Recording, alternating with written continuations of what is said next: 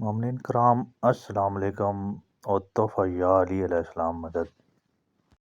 جیسا کہ آپ جانتے ہو، کچھ لوگ اہل تشیع حضرات پر اعتراض اٹھاتے ہیں کہ ان کے گھر جانا کھانا پینا حرام ہے۔ یہاں ہم اس اعتراض پر مدلل گفتگو کریں گے۔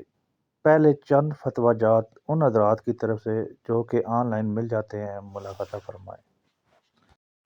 دارالافتاء دیوبند انڈیا سے فتویٰ ہے کہ شیعہ کے مختلف فرقے ہیں۔ جو فرقہ حضرت عائشہ پر تہمت زنا لگاتا ہے، یا حضرت ابوبکر کے صحابی ہونے کا منکر ہے، یا حضرت علی کا اللہ تعالیٰ کے ساتھ حلول مانتا ہے، یا ان کو نبی آخر زمان اعتقاد کر کے حضرت جبرائیل علیہ السلام کے متعلق وحی پہنچانے میں غلطی کا معتقد ہے، یا قرآن میں تحریف مانتا ہے، وہ کافر ہے۔ اس سے تعلقات رکھنا، اس کے ہاں کھانا پینا آنا جانا قطعاً جائز نہیں ہے۔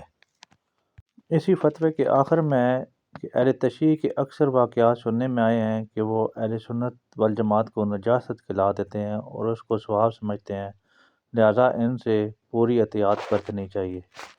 دارالعلوم دیوبند۔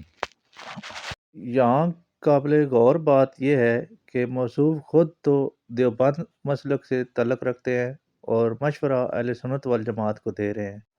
میرا ٹاپک چونکہ وہ نہیں ہے کون سنی کون دیوبند، تو میں یہاں اصل موضوع کو ہی زیر بحث رکھنا چاہوں گا۔ تو میرے بھائیوں، کیا کوئی مسلمان اس لیے کافر ہو جاتا ہے کہ وہ کسی صحابی سے رجوع نہ رکھنا چاہے؟ اس طرح تو بہت سے جلیل قدر اصحاب اور امہات نے آپس میں جنگیں کی ہیں، جیسا کہ جنگ صفین اور جنگ جمل۔ دوسری بات کہ مولا علی علیہ السلام کو اللہ مان لینے والا کافر ہے۔ بھائی، وہ کافر نہیں بلکہ مشرک کہلاتا ہے۔ ایسے بندے پر میری تمام شیعہ برادری کی طرف سے لعنت تا قیامت۔ تیسری بات کہ شیعہ قرآن کی تحریف کے قائل ہیں، تو میرے بھائی کوئی بھی شیعہ قرآن کی تحریف کا قائل نہیں ہے۔ ایسے بندے پر بھی اللہ اور اس کے فرشتوں کی طرف سے لعنت تا قیامت۔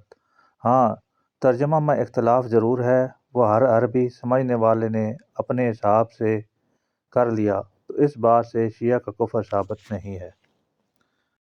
چوتھی اور آخری بات کہ جی شیعہ کھانوں میں نجاست ملاتے ہیں، تو میرے بھائی کوئی بھی کلمہ گو حلال رزق میں نجاست شامل کر کے اللہ اور رسول پاک صلی اللہ علیہ وسلم کی ناراضگی کا موجب کیوں بنے گا، جبکہ وہی رزق و نیاز خود اس کے بچے بھی ساتھ میں تناول فرما رہے ہوں گے۔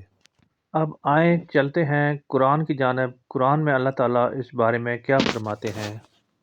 سورہ الانعام آیت نمبر 145 میں ہے کہ کہو کہ جو احکام مجھ پر نازل ہوئے ہیں ان میں کوئی چیز جسے کھانے والا کھائے حرام نہیں پاتا، بجز اس کے کہ وہ مرا ہوا جانور یا بیتا لہو یا سور کا گوشت، کہ یہ سب ناپاک ہیں، یا کوئی گناہ کی چیز ہو کہ اس پر خدا کے سوا کسی اور کا نام لیا گیا ہو، اور اگر کوئی مجبور ہو جائے لیکن نہ تو نافرمانی کرے اور نہ حد سے باہر نکل جائے، تو تمہارا پروردگار بخشنے والا مہربان ہے۔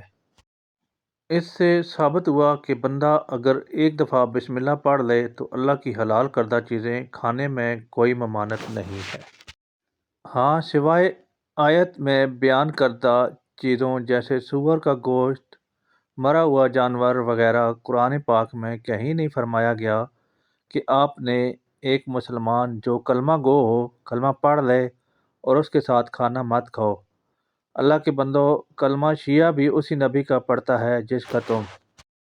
اللہ نے ہمیں انسانیت کا درس دیا ہے اور حلال اور حرام کی تمیز خود سکھا دی ہے۔ اس کے لیے ہمیں کسی فتویٰ باز کی بجائے قرآن کی طرف رجوع کرنا چاہیے۔ اللہ ہمیں دین کے احکامات کو صحیح معنوں میں سمجھنے اور ان پر عمل پیرا ہونے کی توفیق عنایت فرمائے، آمین۔